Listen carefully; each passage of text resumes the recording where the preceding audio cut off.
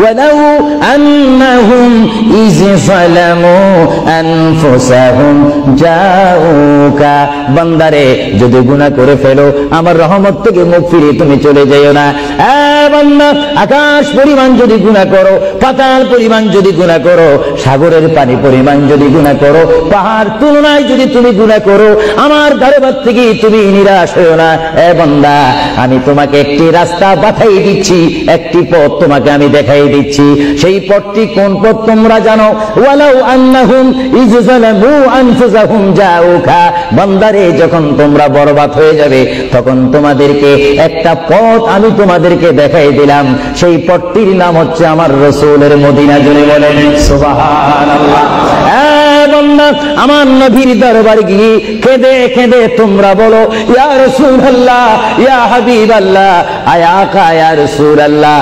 আল্লাহ কোরআনে বলেছে ওয়ালাউ আন্নাহুম ইয যালামু আনফুসাহুম জাউকা ফাস্তাগফিরুল্লাহ ওয়াস্তাগফার লাহুমুর রাসূল।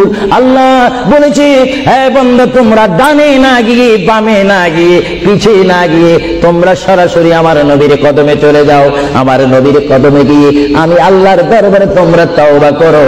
তওবা করতে করতে তোমাদের চোখের পানি যখন বাইর হয়ে যাবে, আর ওই মুহূর্তে যদি আমার বন্ধু যদি তোমাদের জন্য আমার দরবারে সুপারিশ করে, আমি আল্লাহ তোমাদেরকে ওয়াদা দিয়ে দিলাম, গ্যারান্টি দিয়ে দিলাম, আমার রাসূল যদি তোমাদের জন্য আমার দরবারে সুপারিশ করে, সঙ্গে সঙ্গে বান্দা তোমার অতীতের জীবনের কবিরা সগীরা গুনাহ মাফ করে দিব। জোরে বলেন সুবহানাল্লাহ।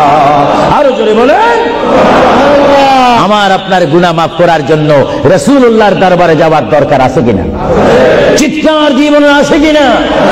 এটা কোরআনের অপব্যাখ্যা নয়, চেরেস কোরআন শরীফের আয়াত। ওয়ালাউ আন্নাহুম ইয যালামু আনফুসাহুম জাউকা, যারা তাফসীরি পড়েছেন, তাফসীর জালালাইন পড়েছেন, টাইটেল পড়েছেন, বুখারী পড়েছেন, মুসলিম পড়েছেন, ইবনে মাজাহ পড়েছেন, সিয়াসিত্তা পড়েছেন, হাদিস পড়েছেন, ইজমা পড়েছেন, কিয়াস মেনেছেন, উসুল মেনেছেন, বালাগাত মেনেছেন, মুনতিক মেনেছেন, শরীয়ত বুঝেছেন, তরিকত বুঝেছেন, হাকিকত বুঝেছেন, ইলমে লুদুনি পেয়েছেন, ইলমে তাসাউফ মেনেছেন, তারা অবশ্যই স্বীকার করবে মানুষের একমাত্র মুক্তির স্থান, পরিত্রাণের স্থান, আসলের স্থান, নাজাতের স্থান, আল্লাহ পাওয়ার স্থান মুহাম্মদুর রাসূলুল্লাহ কদম মোবারক। চিৎকার দিয়ে বলেন সুবহানাল্লাহ।